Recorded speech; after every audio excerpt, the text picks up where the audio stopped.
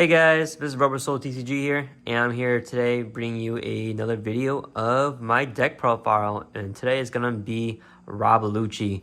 I've been seeing quite the success with Rob Lucci. I don't know, y'all probably know, but Lucci does Lucci things.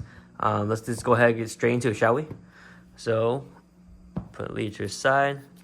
First, we're gonna go through the half where I think it's mandatory into the deck. Of course, everyone has their own personal opinions about it. This is just my personal opinion. Just a quick note, I'm not the greatest player. I don't think that I am the best. And I'm just taking this as my own, looking at different deck profiles from other sources, of course. But this is my take on it and how I prefer to play the current deck currently. So first off is our 6 King Pistol.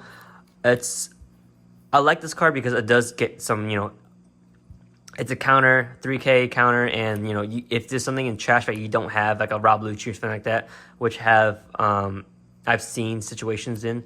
I have this card in my hand. I just go ahead and counter out with Rob Lucci as my secondary card to pitch out, and boom, it's in the trash, and I have my combo ready. Pretty self-explanatory for that. A lot of deck lists runs 1 or 2. I personally just like the 1. 4 Ice Ages, 4 Tempest Kicks, 4 Rebecca's. Sorry for the glare. I'll fix that right now. So 4 Ice Ages, 4 Tempest Kicks, 4 Sabos. I've seen some deck profiles where they only run 3, or some deck lists, run 3. I don't know what they're on. Personally, against black or against any other decks besides Dofi at the current moment, I think 4 is 100% needed. 3, you're just losing consistency, in my personal opinion. Because you got to filter your deck and everything too. You can brick hard in this deck, and filtering your hand with Sabos, Khalifa, Tempest Kicks, or whatnot. You need all the available resources, in my personal opinion.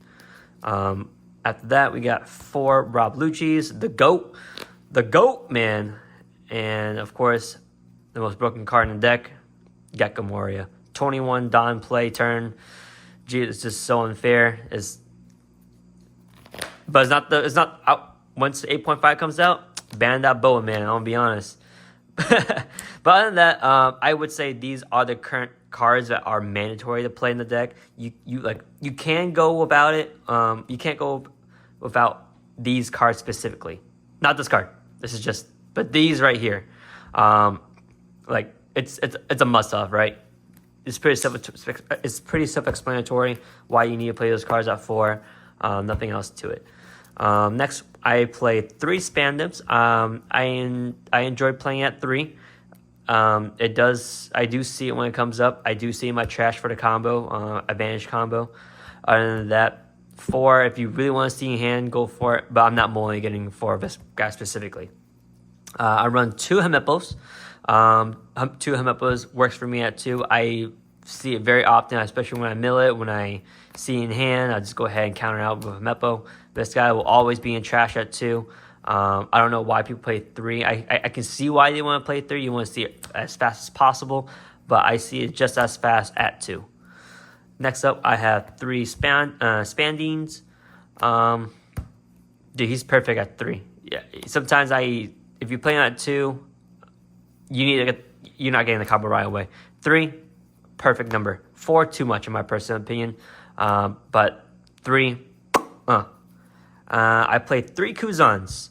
As you might have already noticed, I am not playing any Brooks. I'm not playing a 6 cost Brook. I'm not playing 3 cost Brooks. Reason is, I like the card. I see how it does. But personally, once you drop the Brooks, you do its effect, and if it lives, awesome. You can use it for another turn. But personally, for me, I like to play more heavy threats, and Kuzan is definitely that threat that he needs to get rid of off board. Or else, man, -4 cost on your opponent. Kuzan does his thing, honestly. It makes him respond. It makes him get rid of that Ice Age, Tempest Kick off the hands, so that they don't have to use on my Jack, do use on my Gecko Moria. It's one less card out of the hand, and I gain a card in my personal play when I play him.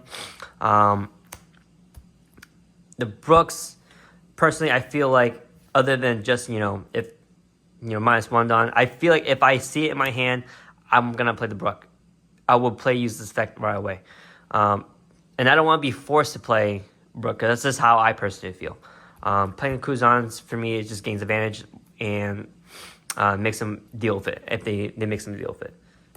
My personal opinion, of course, I also play 4 Khalifas and 4 Who's Who's. These, of course, all these cards right here are all interchangeable, and you spice up your deck as you will. I know that these guys right here, I only play 8 2Ks. 8 2Ks. I know some people play, the Kakus, the white bodysuit Kakus, even the black bodysuit Kakus. Whatever you prefer, go for it. I like Who's Who because of his count of his trigger, personally. And even if my opponent does play the Kuzan and whatnot, I'll just go ahead and play the Who's Who's. I think 8 2K counters is optimal. You can play more if you wish, but you're going to Rebecca so many times in this deck, but you're going to get a 2K back in your hand without a doubt. No matter, for sure, 100%. So I have no problem with 2Ks with this deck at 8, personally. Next up, the big boy daddy, Jack. Why Bandai made him a +4 cost, I have no idea. But this guy is a menace. So easily removing bodies off board, so easily. If you go first, you drop him on curve on your 7 done, and you use this effect, and your opponent doesn't have a big boy spotty swing or anything like that in the next turn, they're either forced to swing 13K into Jack to get rid of him, or spend a enormous amount of resources just to get rid of 1 card.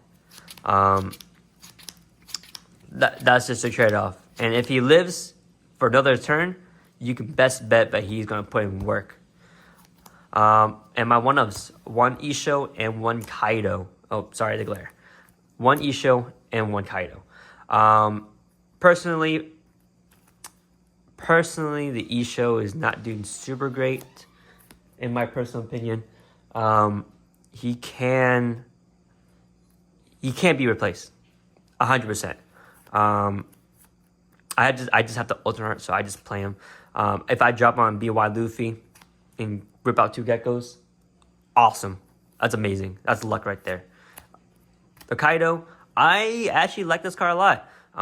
Kaido works wonders in the mirror, works well against BY Luffy. I have debated about playing 2 Kaidos, but I don't think it's necessary. I also tried Stussy. Stussy is utterly garbage compared to these guys. But if I would play 2 Kaidos, I would. If I did play 2 Ishos as well, and 2 Isho was honestly kind of dead. But if the situation does come up, he works wonders, in my personal opinion. But other than that, this is currently my deck profile for 8.0. 8.5 is going to be a little tricky. Dolphy is going to be a menace, of course, and I think that playing 4 Sabos is going to be reduced to maybe just 2. That's just my personal opinion. Of course, it has to be tested. But other than that, that is my deck profile, guys. I hope you guys enjoyed this video. Leave a like, subscribe, and tell me your thoughts on the bottom of the comment section, If you want to see more deck profiles like this in the future, let me know as well. And I hope to see y'all in the future. Peace.